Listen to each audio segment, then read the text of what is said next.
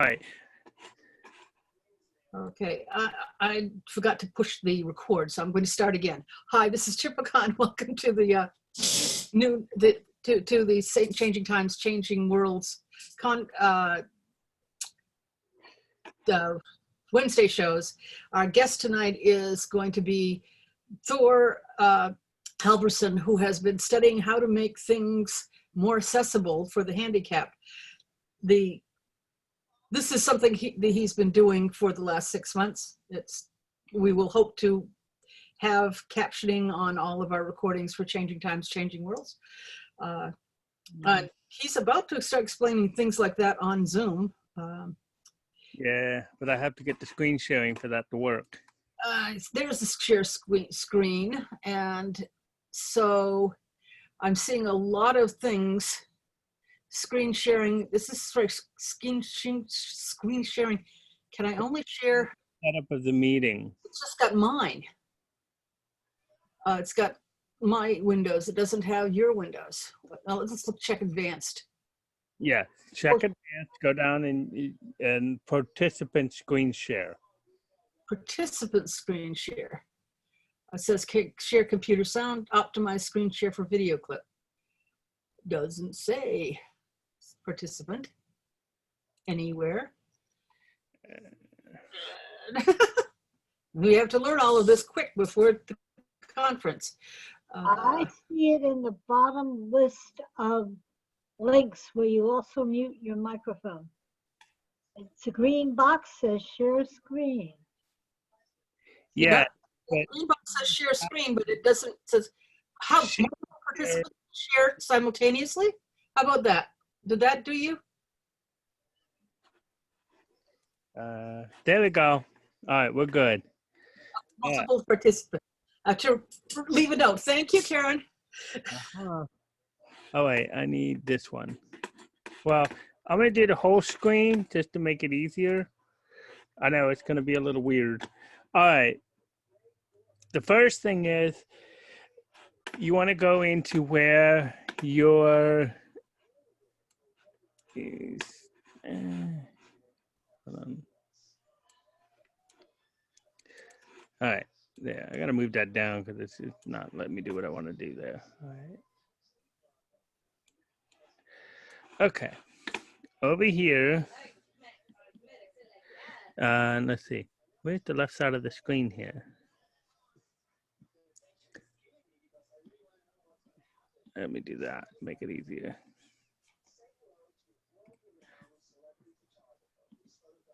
There we go. That's what I needed. All right. Down here in the settings,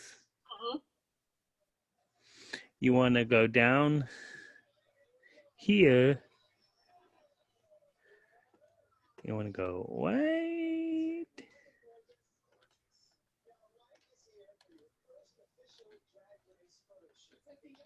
Down here where it says screen sharing, you can do all participants. This is where you do the screen sharing. You have to enable that. Then down here,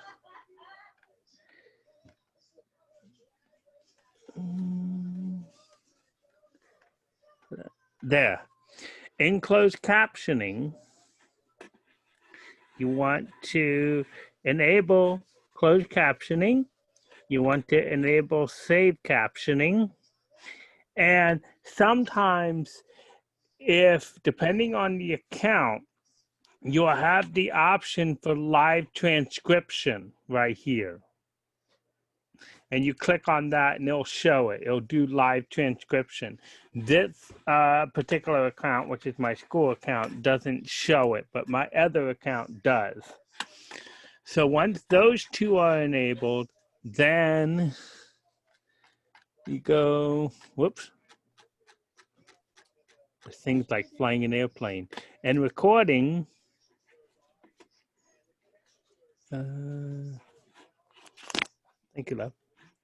And then so once those two are enabled, then you go to my Zoom window. And let's see, that's where at the bottom, It's not under here. Wait a minute. Okay, I don't want to hide that. I want the other controls.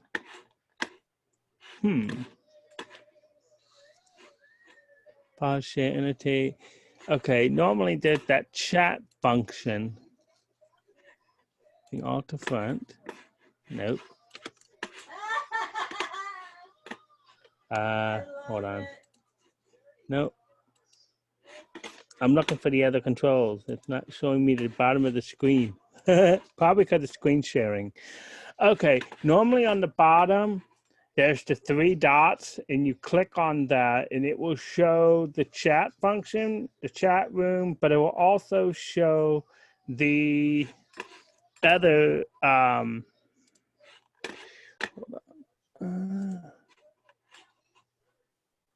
have an easier way to show this.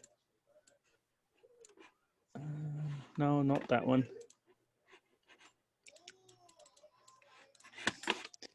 I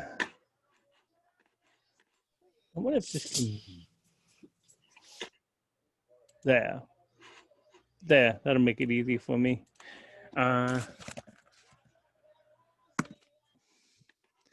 What I'm gonna...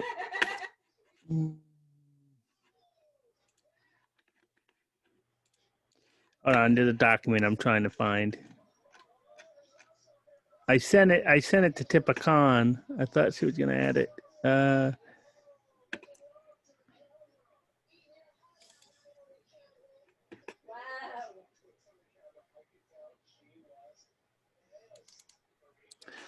Okay.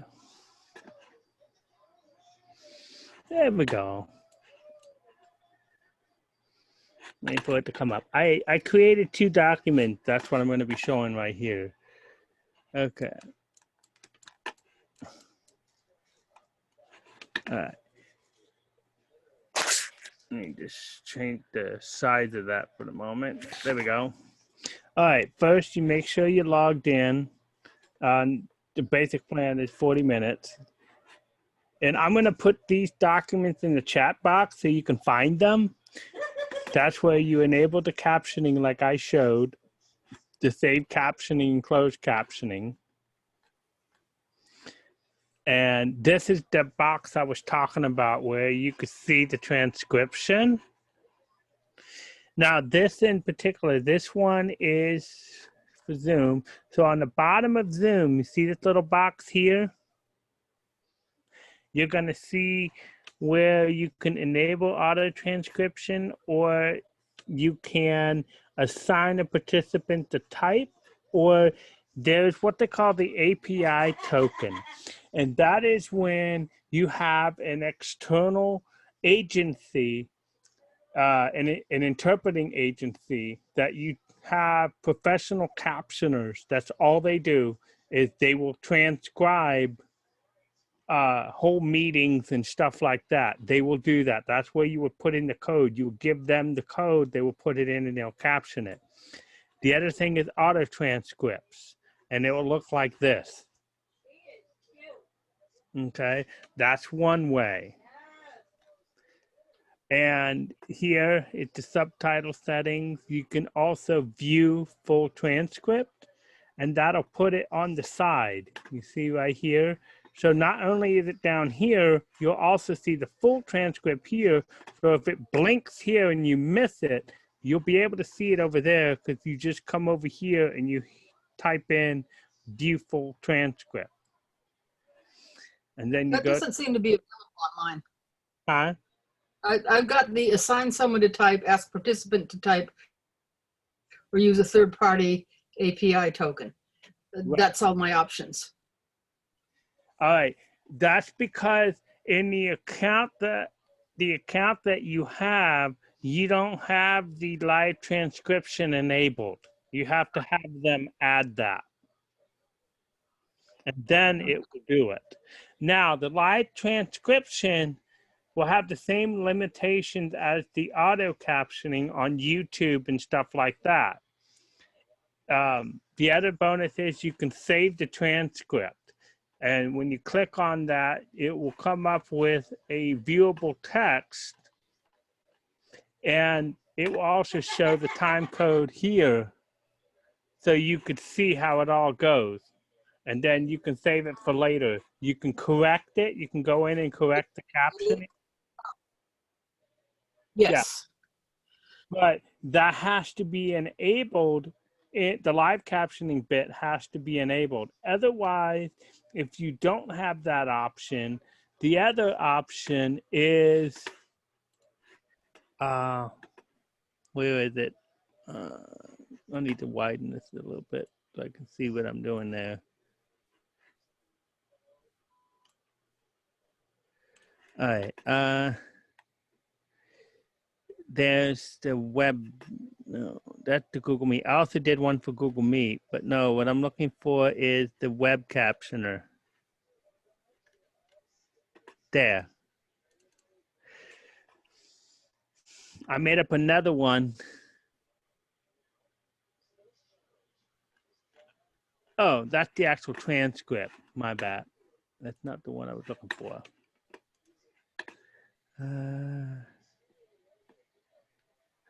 Okay, I made up another one. I sent it to her.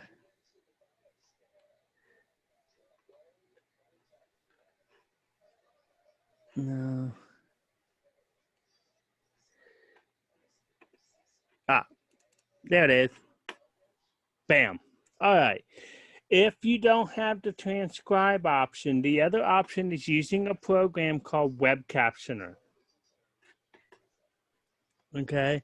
And that's in Chrome. You need to be in Chrome for that to work. And then you go into Zoom, and what you will do is you will copy that API token. And then you go to the channels. You go to Web Captioner. Let's see if I can make this bigger. Turn that off. No, that's not what I want. I want to make this.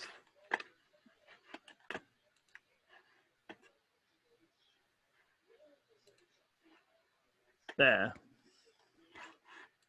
Come on. Still won't let me make it bigger. I don't understand that. Okay, you go to Web Captioner. I don't know how to make this bigger. Why won't it make it bigger?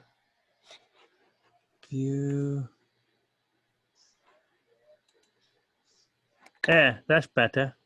All right, you go to the Web Captioner, and under the channels, it's still hard to see. I want to make that bigger.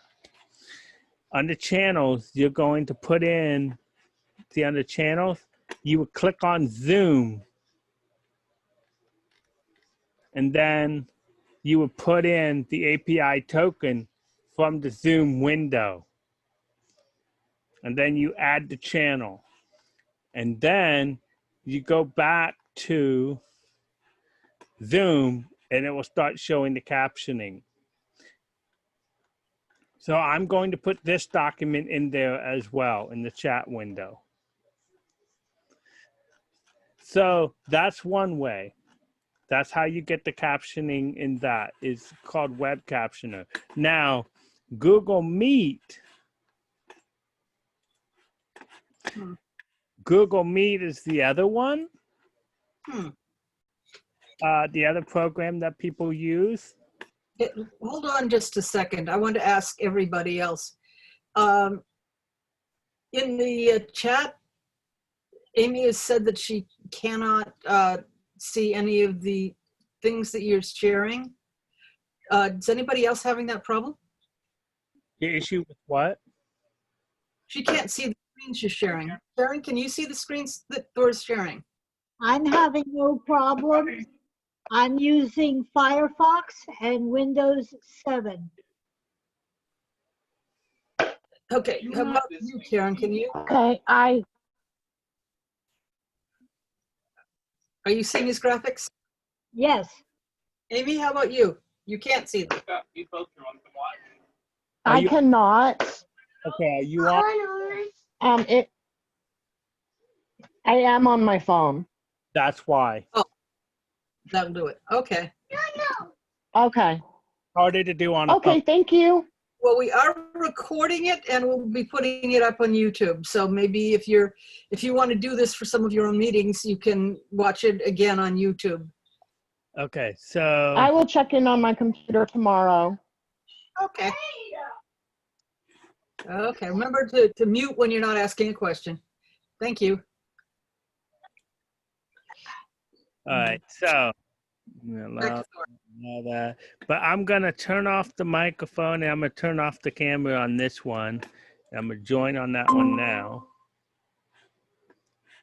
All right, normally you see it like this. Now Google Meet has a caption thing built in, so that makes it easy. Google Meet has a captioning thing set in. Now, I don't know. Okay, so suppose I was going to have students in a meeting with me and so forth. I would definitely have the captioning on, and the captioning will show up here. I'm going to open up my mic, and the captioning will show up right here. You see that? But it can make errors. It can make errors because it doesn't have the same AI capability as we do. But it's not bad. So now, say I wanted to set it up for a student. So the first thing I would do, if I was interpreting, I would pull this window out. Yeah, I'll pull this window out, and I'm going to shrink it like so, to where my stuff is off to the side, and then whatever the class is working on, I will put it over here like so. So the student will see me in this window, and they could still see the classwork over here. Okay. Now, if there was where you would want the teachers to be able to be seen and the students and all that, that's where I would encourage them to put a second instance. So they would take this instance. I would shrink down this one like so, put it up here, and I would leave the captioning on this one. And then I would come over here.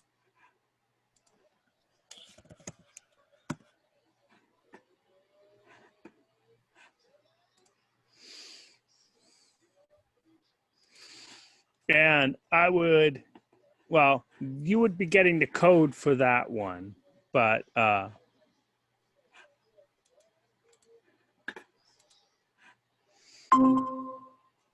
okay, so that one would be here, and I would pull that out, and I would shrink it down, and I would put that one over here like so. So that one will be here. I shrink it down just a little more. I would put that here where I could still see the teacher, have the interpreter up here, the captioning here, and the content there. Now, the best case scenario is to take these two windows right here and move them side by side on a second monitor. But if they have to work on one monitor, this is how you can do it. Pretty cool? I know, that's complicated. It took me a little bit to figure out. Explains why my friend has two monitors on his. Okay, Yeah. so you can just take these two and slide them over like so and put them on a second monitor. And then they can put them side by side like this on a second monitor and put whatever they're working on here to fill up the screen on the second monitor. So that's entirely possible. Now, for visual impairments, for that one,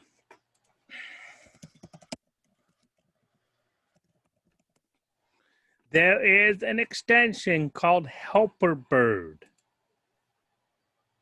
I particularly like it, actually. Helper Bird? Helper bird, yep. It is designed for accessibility and dyslexia.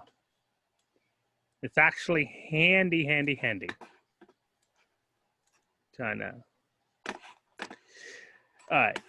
Now that we're done this part, what it does is it changes the features, makes it readable. It changes the font. It makes it a little more discernible. Neat. It will invert the text to make it black background like this to make it easier to read. It changes the fonts to make it easier for people who have dyslexia. And it reduces a lot of the noise. It puts everything in reader mode. It gives you the feature to make more web accessible. It's pretty cool. Let me see here. I believe I have it in Chrome. Add to Chrome. I have a strange question. Yep. I am very fond of Comic Sans. I don't like serifs. Which are better for people with dyslexia, with or without the serifs? With the what? The little doohickeys that hang off the top of bottoms of various fonts. If it's simple, it's sans serif, and but a lot of people make fun of Comic Sans because it's very, very simple. I like it. I'd like to think that it's better for some reason.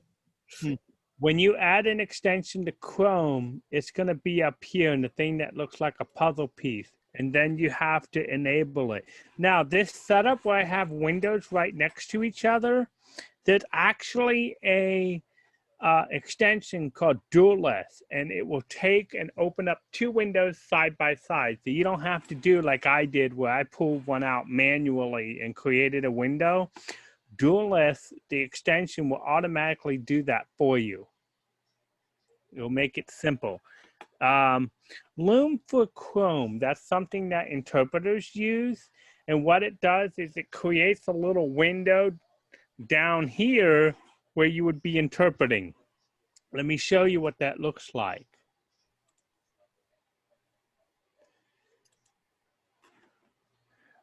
It wants me to sign in. Okay, hold on.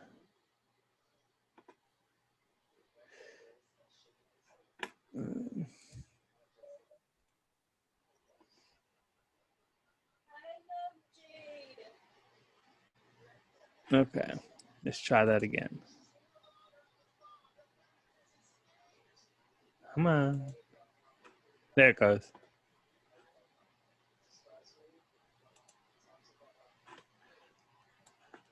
Where are you? All right.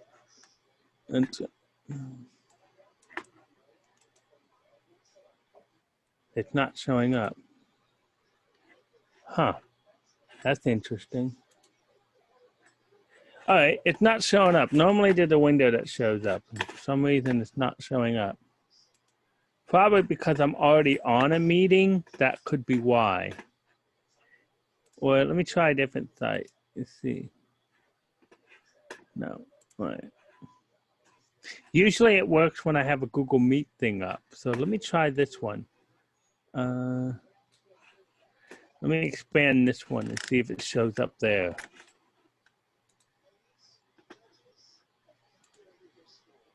No, there it is.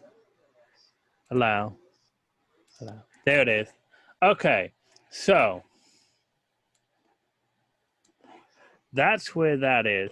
So you see my big face there, right? Yep. So normally what you would do is you would have that there, and I would shrink this down. No, all right, you would hit start recording. And it will try to make a video of that, and I tell it what size space I want, hit save, and it'll do this little countdown thing. And then there I am, and then I can just go like this and put it to the side. So there you see the Google meeting here. Oh, it's trying to put me over there. Hold on. So you would have the interpreting, you'd have that there. Yeah, it's conflicting because I have other things up. There we go. So I would have the interpreter here, and it would have the other things here. So that's under Loom. That's for Zoom. So if I was gonna show a website, a different website, like here, I could do so. I could do so while still having the interpreting there. It's pretty cool. I like it. And then when you're done, you just hit this button here and it saves it and it creates a little video.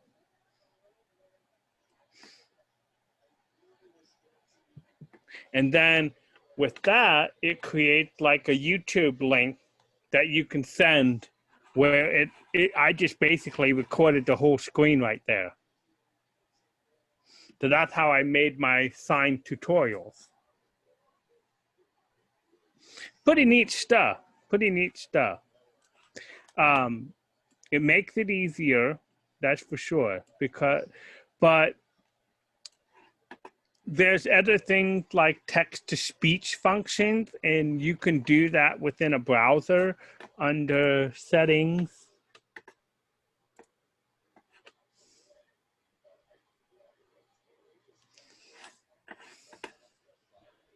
Let me see. Ding.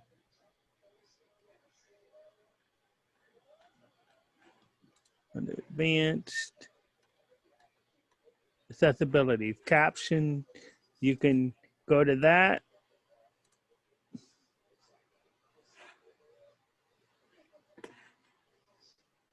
And there's other things too. They have a function where they can turn the whole screen into reader mode. They can also have a function where it turns everything into text to speech. So if you have a Braille reader, it will read it. Oh. Pretty cool. And that's all Google extensions. It works pretty good. Now, let me turn off screen sharing here. All right. Now, that said, now we get to etiquette. And that is, I know my background's a little busy, but normally you would have a solid color background behind you. The problem with working with deaf kids and stuff like that is if you're using those automated backgrounds that are like pictures and stuff where they automatically put a picture behind you, the problem is it makes you kind of 2D, and if you start signing, it will make your hand disappear, or worse, if you happen to be wearing the same color as your background, it will blur and you will have that picture on your chest, kind of like the green screen thing. So there's that. 2 is you want to make sure that you have enough room for visibility. You don't want wild colors on your shirt. The other key piece is that you definitely don't want the auto screen, but you also want to make sure that you speak slow enough that the captioning can follow you. So I tell people, if you're going to be a speaker, turn on the captioning and read it for yourself so that you can know that you're being accurate. The other thing is utilize the chat box. One of the things they did during a convention was have 2 people run a meeting. The first person is they ferry the presenters and they ferry the people who are talking. The second person moderates the waiting room, as in who comes in and who goes, but also they moderate the chat box. And what they'll do is they'll go through and mute everybody except for the speaker, and they will have them post whatever questions that they want, they'll post them in the chat box. And then that moderator will field them to the speaker when it's question time. The other thing is when it comes to like Zoom here, one of the important things is if there is an interpreter, you have the deaf person pin that interpreter. I'm going to share my screen real quick to show you what that looks like. Okay, let me reduce this. All right, I'm going to make this big. Bloop. Okay, can you see my thing? All right, up here on the right-hand side, there's options. I can pin that person, and then that person will stay in the front of what I see. You see that pin icon right there? That's what will pin them. And if I pinned her, then she's going to stay in the front of what I see.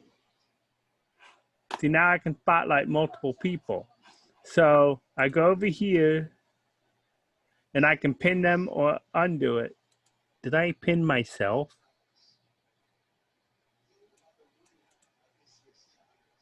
Okay. So she's now, Typicon is now pinned, so she's going to stay at the top of what I see. So you can also switch your view to this view. Oh, because I'm screen sharing, that's why. In gallery view, that person will stay up front right here. So I would have the deaf person pin the interpreter. So there's an interpreter over here in the first window. In the second window, you would pin the classroom. So that first instinct, you will have the interpreter. In the second instinct, the classroom with the captioning.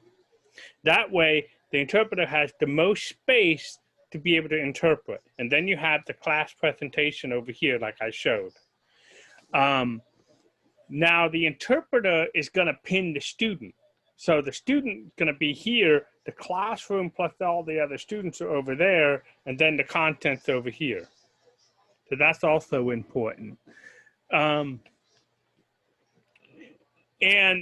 this is where the teacher also needs to pin the student right here, because the interpreter or the student right here, because that way, because the teacher normally has all the students right here on the side, but to also put the interpreter there, because that way, if the interpreter needs to get the teacher's attention, they can. Also note, anything said in the chat box, when they do that printout, all that is included. So it becomes a live active transcript when you print that out. Now with Google Meet, you can also do a thing where you can save the transcript as well. That's an extension within Google Meet. You can do that. The other thing is that you can then go back and edit it and stuff. Say you have a video and you record it. You can post it on YouTube with the auto caption. Or if you don't want to do it that way, you do it live like this where it doesn't have the captioning. And then what you do is you take it and then you post it into YouTube Studio. And then they will add the captioning to it. And then you go in and edit it and then feed it back in. And then it will fix it. And then you have it plus a link to go in, and you can then publish it, and it will look more professional with all the correct captioning instead of the auto captions, which could have errors. So the tricky part is what do you do if there's more than one sign language being utilized? Well, in that point, you would have more than one window with more than one interpreter pinned. And the person who ever uses that language will pin that interpreter. So that's it in a nutshell. It's pretty and it's changing fast. Zoom went in before. They didn't have the option for live captioning. It's only in the last week and a half that they added that in, and I had to go in and change my tutorial to accommodate that, which is fine. It is something where it is assisting quite a bit. One of the areas I like to go to find media that is already captioned, because teachers via the ADA have to have material that is captioned, especially if it's published. And this is a good place, described in captioned media program. It's like Netflix for the deaf. They have a lot of stuff in here. Like if you're wanting to learn ASL,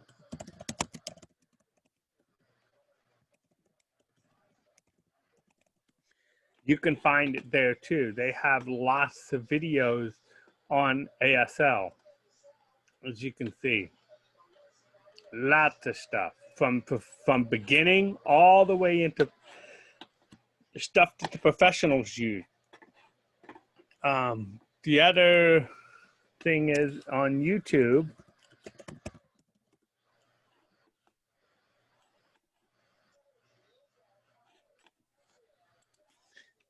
Waiting for it to come up here.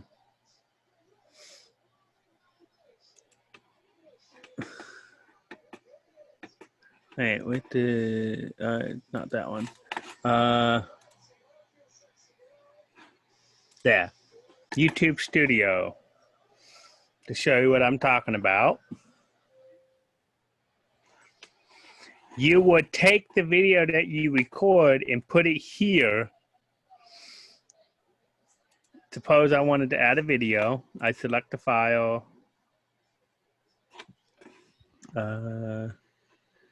Say I'm taking my screen recording here, and I'll open that. And it's going to upload it, and then it'll add the captioning to it. And move that over just a hair, and then you do next. And then you have to specify whether it's for kids or not. And then you hit next. And then hit next again. And then I'll put that one on private because it's not going anywhere. And they usually say there, and then you hit save, and then it'll begin to make the video, and it will upload it. It'll give you a link, and then they will go through and add the captioning. And when it's done, say I hit save here. So it's going to load it, and there's the link there if I wanted to save it.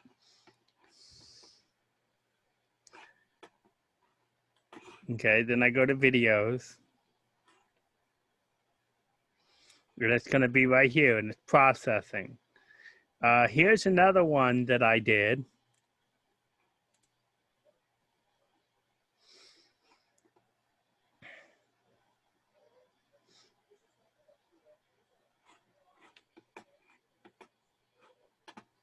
And I'm not sure if it added the video.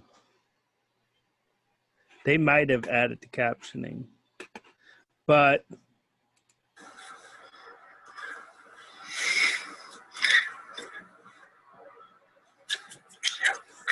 so as you can see my setup here, I created the window to the side where I'm interpreting a kid's story.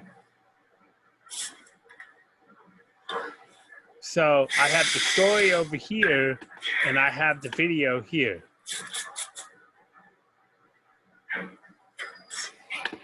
So let me pause that, get out of that. You see how that works. All right. Any questions?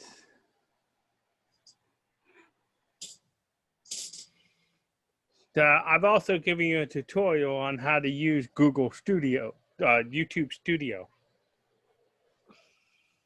which is how you can add captioning to a video through YouTube. So that's another way you can do it. So while this video here is not captioned because you didn't have that feature, you can take your recorded video download it, and you can go into YouTube Studio, follow that process I just did, and they will add the captioning for you. So in terms of auto captioning. So that's another option. And then you can just reload it as a Google link that way. So that's another way that you can add captions to make it work. Oh, okay. Now, there are several agencies that provide captioning services, and you give them that API code, and they take over and they transcribe in the bottom of the window where that captioning would be. They would transcribe that, and they'll be the one typing it up. And usually what they'll do is they will, at the end of the meeting, they will go and take that transcript, doctor it up, correct all the errors, everything. And then what they will do is send you the transcript of the whole meeting in text form. So you have the corrected form. That's what they'll do. Because there will be errors with live captioning. With the auto captions, it doesn't know where a word begins, it doesn't know where a word ends, and it doesn't know which phonetical word that might sound the same but be different. They don't know how to plug and play that. Secondly, foreign words that are borrowed from other countries and other languages, it may not know how to spell those and stuff. That's where a professional captioner can go in and make those changes and correct for that. The other thing is if we're watching that and we have the auto captioning on and we see an error in a word that we know, that's where we as the speaker, if we're monitoring that, we can go in and say, oh, wait a minute, that is spelled, and you give the spelling so that they have the correct spelling of that word. And that also will help transcribe. So that's another way you can do that. As the speaker, you have control of speed. You have the control of content. When you see that it has an error, you can say, oh, the word is this. So that when they go back, it took 2 seconds of your time, but you're giving them the tools they need to make a more accurate transcript. Or when you know you have a foreign word that you know it's going to trip on over, you can just spell it out before you say it so that they know. The other thing you can do is some of the words that are foreign, you can pre-type them up and post them as a document in the chat box. And that way you can go back and either you would have all your notes already and you have a printed copy of that and you post your handout into the chat box of the meeting, and then they don't have to worry about taking notes, because a deaf person can't take notes and watch a screen at the same time. A hearing person can look down and take notes and they won't miss anything because they're still hearing what's going on. Deaf people can't do that. So usually the good ethical thing is to put all your handouts together and post them in the chat box at the end of the meeting and say, here's all my notes and everything, so you didn't have to worry about taking the notes. I did it for you. And then that way, nobody's stressed about thinking they're going to miss information or forget information. You've already given it to them. And so in a way, it becomes hearing gain, deaf gain, because what is necessary to help the deaf people also ultimately help the hearing people. So that's what some universities do now. Or another practice is in class lectures. Universities normally hire somebody in the classroom to be a note taker, and they have the notes where they have them in triplicates. So the office has a copy, the student has a copy, and the note taker has a copy. And so they usually have notes in triplicates, or they give them a laptop and they type it up on a laptop and save it. That's the other option. So, I mean, there's things that they can do. Nowadays, they have what they call CART, and that is where they have an interpreter that all they're doing is sitting next to the student and they're typing up everything. And then the student's reading it on their own laptop. the captioner is in the back of the room and they're typing, and the student is reading it that way. There was a theater thing called rear view captioning, and that's where they have this reader thing in the back of the room, and it shows up on this little lens that the deaf person has in front of them, and that's how they read the captions there. Disney has rear view captioning. Now they also have another thing where they have an infrared thing, so it has this little box with 2 lines on there, and it feeds the captioning on those lines, and it does it through infrared. It's pretty cool. The one that I've seen before was another one that was a lens like this, and you would read it on the bottom of that lens, but because my eyes are slack, I couldn't use that device because the side that they put the lens on also happened to be my bad eye. So that was not a theater that I was feeling very accommodated. So, I mean, it depends. Technology changes a lot. And with that change in technology, it gives you more tools that we can utilize to make things more accessible. But on the other hand, flip side to that is where it can be more difficult. A lot of things are becoming voice orientated. In other words, voice command based. If you look at a lot of the remotes for the TV now, a lot of them are voice control. You look at the Alexa stuff, all that is voice controlled. Now, Alexa has this cool function where if you swipe down from the top, go to the setting, you can set it to where it's not voice controlled and it's touchscreen based. So a lot of those menus you can pull down and you can interact with your hand rather than a voice command. So Alexa at least has thought about that. 2, even the Alexa Spot, which is a small little device. I don't know that, but I do have a skill you might like. It's called fusing facts. You want to try it? No, thank you, Alexa. So that was Alexa hearing me. As I was saying, It's activated. yeah, Alexa Spot with the smaller, or you have the Alexa Echo, the Echo screen, the wider, big one. And they will show captions. You can turn on captions and actually watch TV shows in those small screens. The Kindle, you can do the same thing. They have functions to make the font easier to read in the Kindle app, but also on their videos, you can turn on the captioning on those too. So it's getting a little more friendlier that way. But I'm well aware of the fact that it's quite easy for deaf people to be left behind with everything going voice command. I'm thankful that some things like Amazon have thought about that and made other ways to interact. There's this funny skit that has 2 guys from Scotland in an elevator, and it's a voice command elevator. Yes, I've seen that one. And they're trying to get to floor 11. And the thing's like, I'm sorry, will you repeat that command? And he goes, 11. And it doesn't understand him because it was designed for British English or American dialect. It wasn't, they didn't intonate it towards the dialect of the land where they're in. So that is something where they're showing the fallacy of voice command.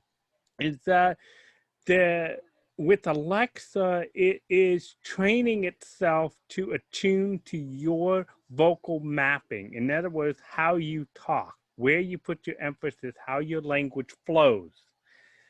And so the problem is with something that's in a public place, it's very hard to do that because you have people from all over, from other countries, from other dialects, from other places, and those intonations, those vocal fluxes in their language, their pitch, their emphasis, it's all different. And so it can make it very hard for voice programs to follow along. So thick accents really give those vocal programs a hard time. Deaf accents give the vocal programs a very hard time. So for most deaf people, they have to have a different function. They can't really use the vocal function. So, all right. I think I've just about wrapped that up. It's 8:58. So I think you have the con there, Tipakan. Well, okay, then this is where we throw it open to questions for people who hung around it to learn how to do this. So the chances are that if you are using the AP whatever function, that means that you have to pay someone. Correct. Do you have any idea how much that would cost?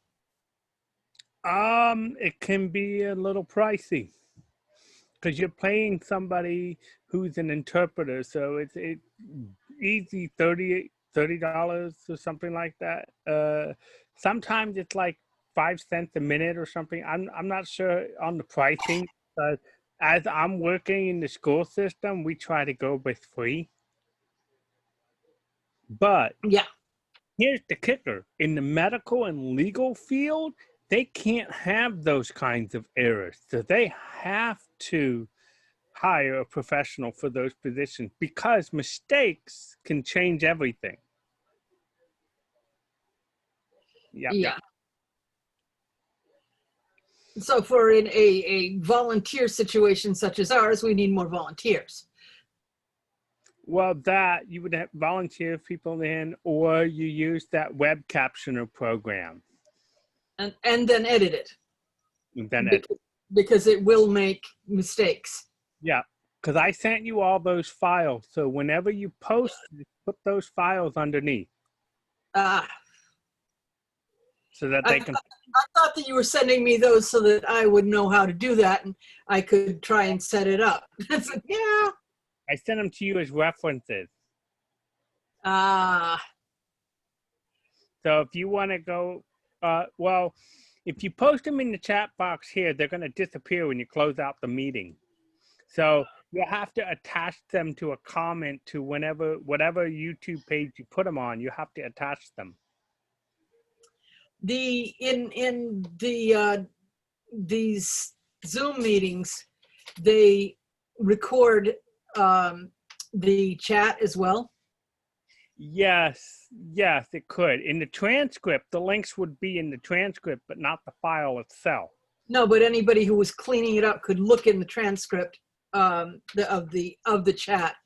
On the other hand, as has been pointed out, if you use the chat function to, if I were to send Karen a note saying, "Hi Karen, nice seeing you again," that would be in the transcript as well, so everybody would know that I was, making fun of somebody else's background.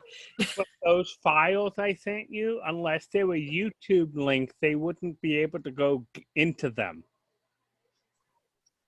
The ones that I sent you that were PDF or doc, they have to get the actual file.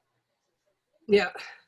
So in that case, you would post them to wherever you're posting that, you would enclose those files in the chat box with it, or in whatever page that you put them on, you would put it as a sub note under it.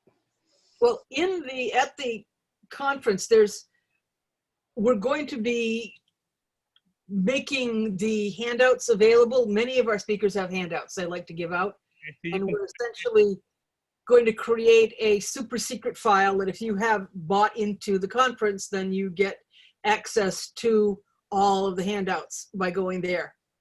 Yeah. And so basically, you should take your things and we'll put them in that. Okay, and that's how whomever is going to set up the meetings for the conference, I can help them set it up for the captioning. Okay, but won't we have to then go through and go through all 30 classes and go through and edit them as quickly as we can? Because some people are only going to have the 1 month to read to go back and see them. So right. It's not actually, as long as you put them into YouTube and they get the auto caption, and they can get the gist. as long as people weren't talking over each other. See, in Google Meets, it's real easy to talk over each other. And then the problem is, if one person's not done talking, it will continue the next person and cut off the person before it. The problem Almost with, a normal chat room. yeah, with the Zoom, the problem is that if one person cuts in on another, it will add that person's next comment under that first person's text. So it Oh. grew up. Yeah. So this is where turn taking is very important. You can't have people talk over each other because it will screw up any kind of captioning program. Okay. Google Meet is better at identifying who's speaking. So as long as they don't talk over each other and interrupt each other, then all of the text is there. The second that you cut in on each other, it's gonna mess it up. Okay. Well, that sounds like an issue, but Yeah. this wasn't as well attended as many other meetings have been, but full of content. And I think it's important for people. I was hoping that there might be, people who are saying, how can we use this to get virtual gatherings? Because, all the covens and all of the groves and all of the other meetings that have been out there. If they're going to make themselves public, they have to think about this, because especially if they start publishing things online, they have to think about the captioning, because the ADA law is still there. Yeah, on the other hand, I think that until we know the outcome of the next election, I think there's a lot of people who are going to keep their heads down for a while. Yes, that's true too, because depending on the next election, we'll know. Not happening yet, but first they'll go for the Jews and the Muslims, and then they'll go for the pagans, and then they'll go for the handicapped, and and the immigrants. Yeah, he doesn't like the ADA. He doesn't like. He doesn't like anybody but his rich friends, anyway. Yep. All right, let you go. Okay, well, that was it. You, as usual, we say, tell your friends.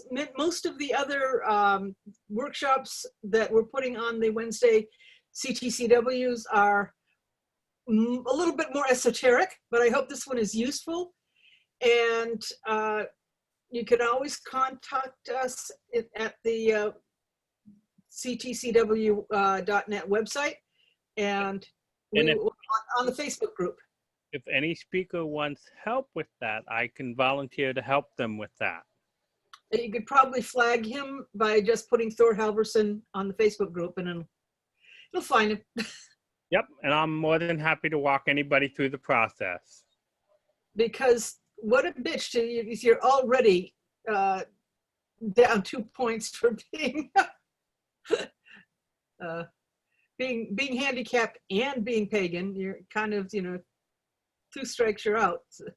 Yeah. So, thank you, thank you, Thor, and I guess I will call this good for the evening. Yep. Talk to you later. Part of it. Yep. Bye-bye. Bye-bye. Thank you.